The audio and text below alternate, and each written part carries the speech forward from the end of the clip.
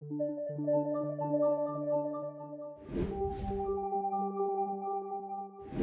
nombre es Ismael García, vengo de la comunidad de Twitter, tuiteo como @elIndioVerdeM, también tengo un canal en TikTok, igual como el Indio Verde.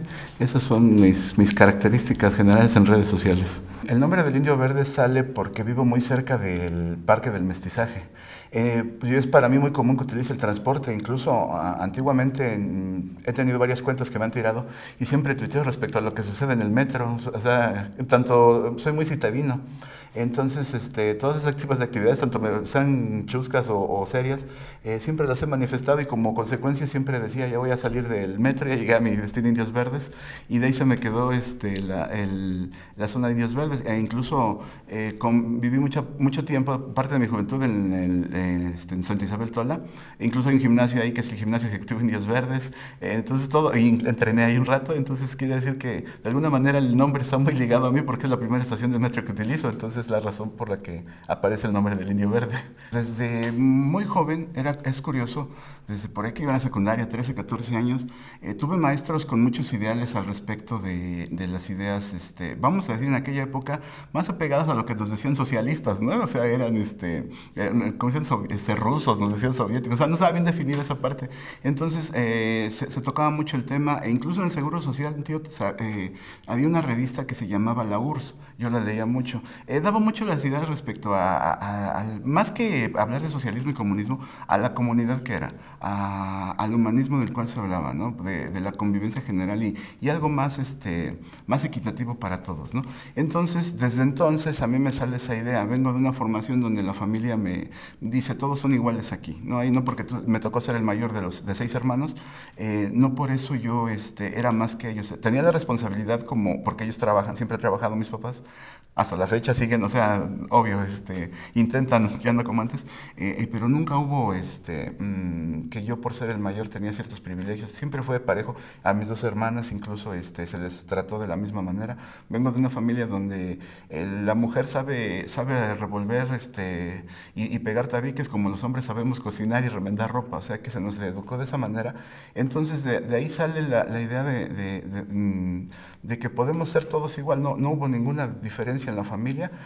Posteriormente entro y veo que dentro de la sociedad se puede hacer esto y es donde yo creo en esa parte que todos podemos ser, de alguna manera llevar y sobrellevar y saber hacer las cosas en conjunto. Creo mucho en el trabajo en equipo, creo mucho en la comunidad, incluso aunque no parezca, me preocupa mi comunidad y esa es la razón por la que coincido con maestros de secundaria, no de preparatoria ni de universidad, que comienzan a hablarme al respecto, ideas de ellos, vamos las ideas de los sindicatos de maestros, estas revolucionarias y todo, pero de eso hace mella en mí y crea que yo vaya siendo una persona que observe y vea que el partido en el poder no era lo adecuado para nosotros como sociedad.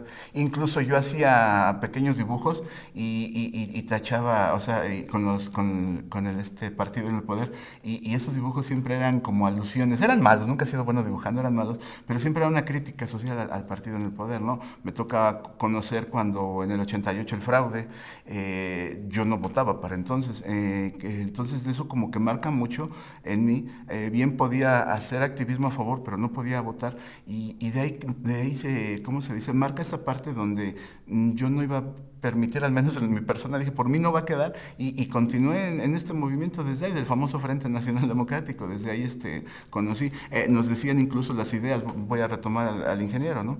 Que decían, incluso llegó a la colonia donde yo vivía, salió, él se bajó de su carro y nos invitó a un meeting, yo me quedé asombrado, ¿no? Como un señor que yo solamente veía en ese entonces televisión, en los noticieros, se bajó de su carro y saludó a todo el mundo, entonces como que sentí esa cercanía con ellos y fue como que la conexión con el movimiento, con el ideal, fue lo que a mí me llevó. Posteriormente, después de eso, se me quitó esa idea que decían, que si llegaba él al poder, que nos iban a quitar todo y que nos iba, o sea, esas ideas tantas y absurdas fueron lo que en muchas ocasiones me llevó a tener esos retos, ¿no? Vamos esto, me decían que el servicio militar me iban a golpear y yo lo hice a propósito, ¿por qué? Para ver si era cierto, siempre me ha gustado comprobar las cosas, por eso creo que es el origen en redes sociales, de que antes de redes sociales me gustaba ir personalmente y comprobar.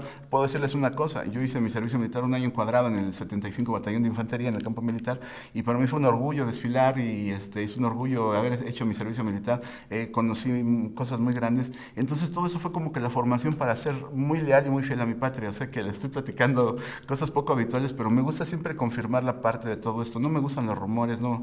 Por esa razón me informé mucho sobre el movimiento de aquel entonces del Frente Nacional Democrático, y fue que de ahí, eso fue, podemos decirlo, suena absurdo, pero desde los 13, 14 años ya me inquietaba. Obvio, no puedo dedicarme a esto porque de alguna manera, pues vengo de una clase popular, vengo de una clase donde pues hay que trabajar el día a día, pero siempre hacer el activismo y estar en esto siempre ha sido parte de mí. Eso es lo que yo creo decir hasta, y creo que esto empeoró en la etapa de la preparatoria, ¿no? Conocí los problemas en el Tianguis del Chopo, yo era sido seguidor de él, que luego lo dejaban instalar unas veces y otras no, y todo eso como que se me hacían injusticias que no podía creer que lo que nosotros podíamos efectuar libremente, había restricciones por los gobiernos. Decía, pero es que nadie le quita, incluso que yo vaya, bueno, yo nunca fui un punk, pero me gustaban mucho los chavos punk en el Chopo, ¿no?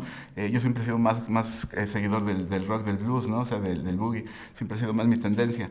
Entonces, pero pese a eso, hoy en día se les llama tribus urbanas, ¿no? Antiguamente eran los punketos, los rockeros, y malveíamos a los que hacían música electrónica o disco, ¿no?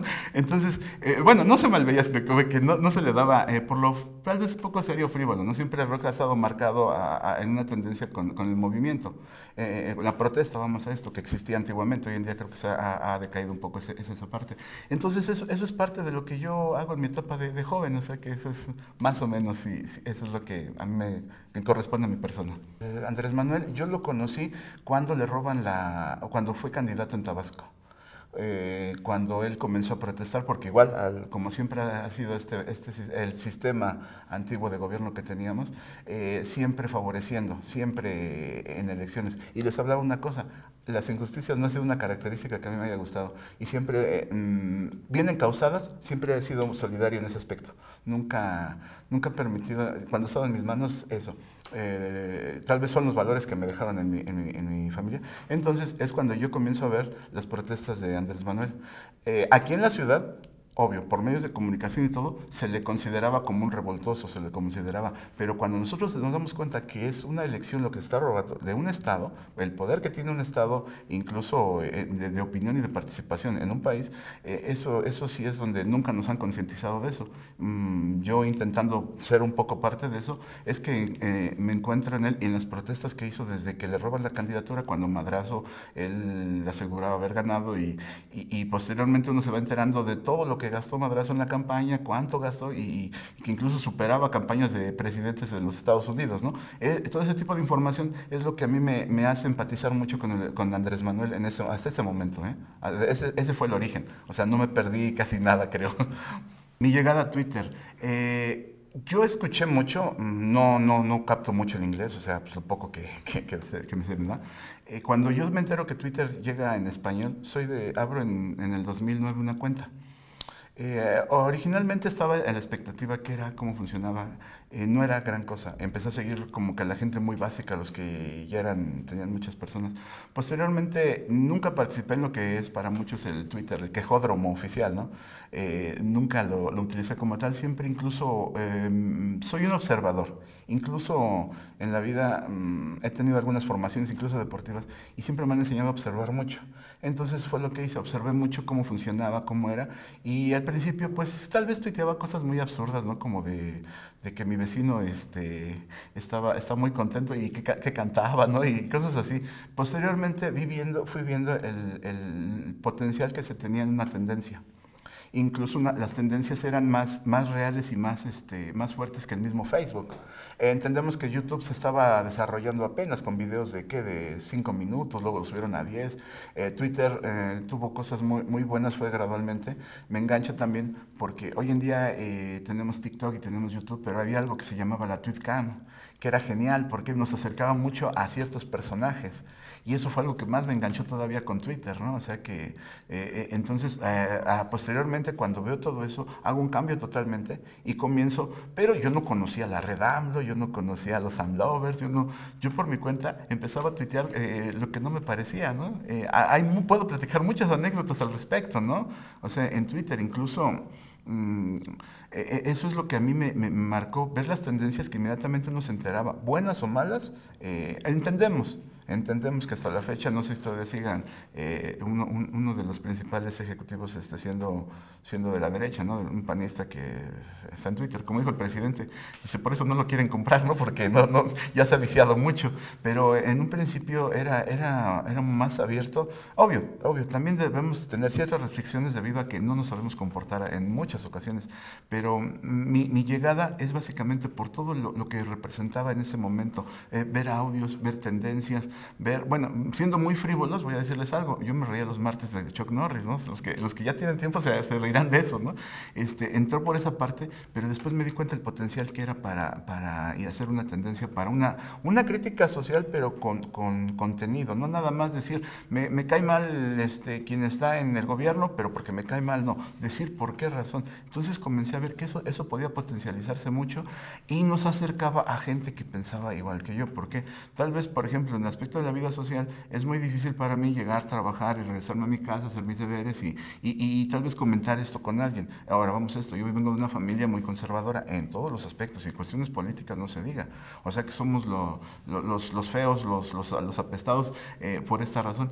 Pero llegaba a una red social donde congeniaba con personas y me retuiteaban o yo les daba likes o yo aprendía de ellos, porque debo reconocer esto, un punto de vista en aquel entonces en 140 caracteres era de tener modo para sintetizar. Hoy en día ya nos dieron el doble, ya nos dan opciones hasta de videos, pero eso es esa es mi experiencia, ¿no? Incluso saber qué escribir, yo creo que hasta nos corrige mucho la ortografía, a veces nos comemos las puntualizaciones, pero con tal de ahorrar un carácter y expresar una idea. Eso fue lo que a mí me gustó de Twitter, que lo podía decir rápido, pronto y conciso. Esa es mi experiencia en Twitter.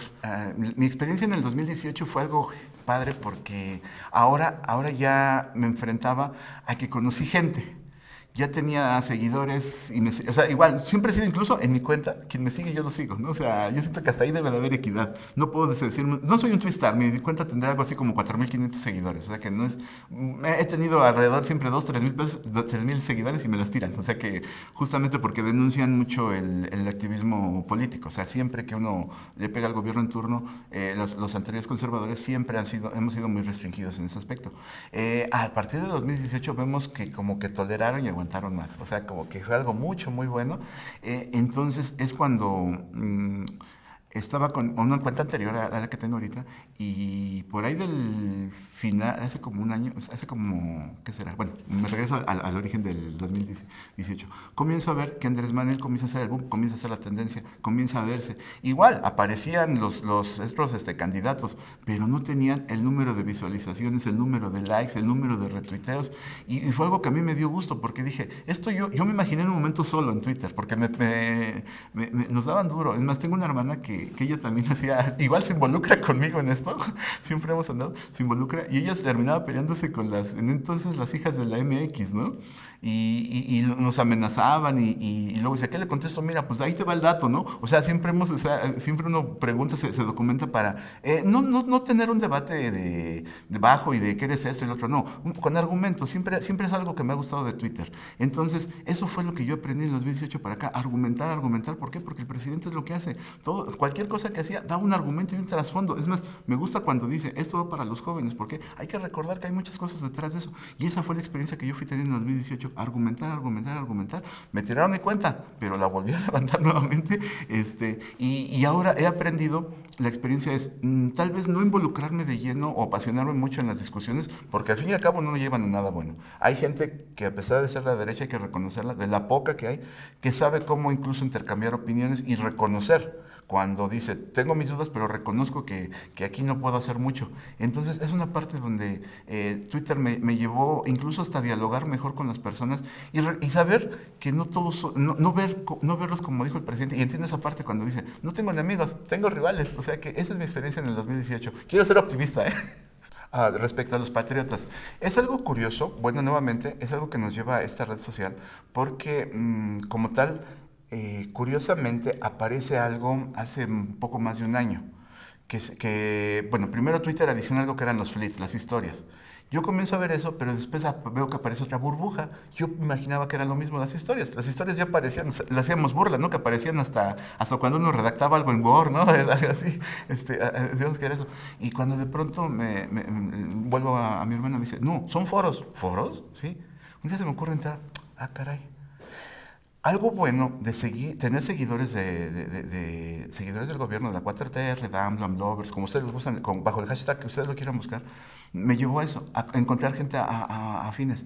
Gente que realmente era el momento de aprender ahora. ¿Cómo? Ya tenemos un gobierno, ya estamos puestos ahí, hay que consolidar esa parte. ¿Cómo?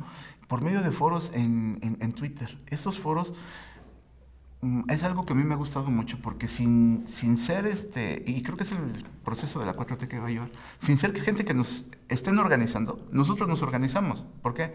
Tengo amigos en los Estados Unidos, en Francia, en Europa, en Alemania, o sea, en general, y que todos nos coordinamos una hora y entramos a la sala, como le llamamos, al space, y se va a exponer sobre X tema.